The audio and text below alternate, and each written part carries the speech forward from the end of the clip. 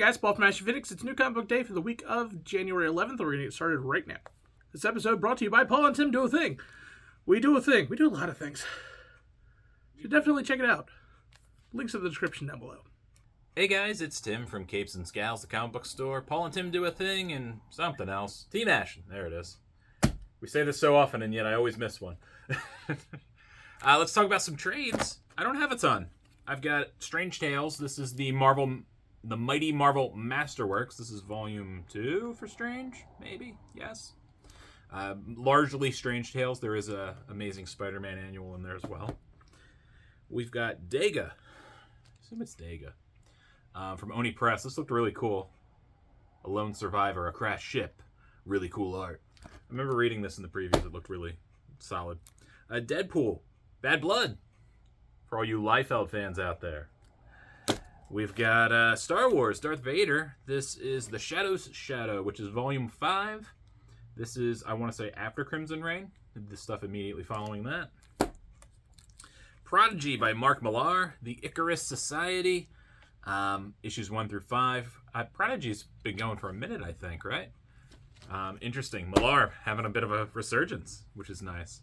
Deadpool, Black, White, and Blood. I enjoy these books. The black and white comics with just the red as the splash. Really cool.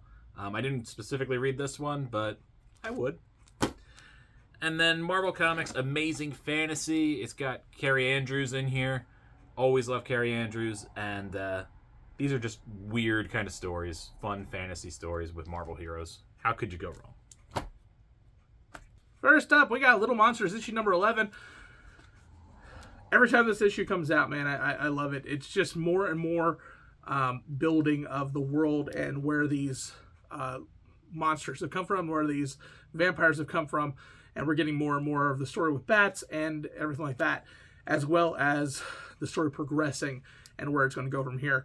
It's getting ugly. The battle lines have been kind of irreparably drawn. It doesn't look like there's a lot of coming back from this, so I don't know what happens to the group from here. But man, it's a good read. It's a really good read. I just love the art style, the complete lack of color, because that's kind of how Night is. It's just, there's nothing there that's kind of sustaining itself. And it's just a beautifully done book. Can't wait for more. All right, first up for me, it's Nemesis, Reloaded number 1 from Image. This is Mark Millar. If you didn't read Nemesis, it was a mini back in the day, probably around the time he was doing Kick-Ass. Nemesis is a supervillain who wears all white and is extremely violent. This is, the trade's out there if you want to check it out. It is not going to be for everybody. When I say violent, I mean ultra, ultra violent. This is no exception. The art is beautiful in its grotesque nature, and it's got a pretty interesting plot. Basically, Nemesis has returned, and his goal is to shake things up in California, and it gets pretty dark pretty quick. Lots of death, lots of violence. It's not going to be for everybody, so please, thumb through it, I think, before you purchase. But if you like really just dark stories that are set in a realistic way, Nemesis himself is very over the top, but everything else is fairly fair. So, check it out. And my pick of the week, it is The Human Target. Issue number 10. We're almost done. We only got 2 more issues of this going, and I thought the book was getting better before, but man, it really is kicking into high gear in the next couple issues. These 2 should be very, very good, because the revelations that happen in the last one, I won't spoil it for you, but you're kind of coming to terms with a lot of things here and there, and everything that you didn't. Literally everything that has happened in this book just doesn't feel right. It feels something's off. Something is more nefarious than you think it is, and you don't know where it's coming from.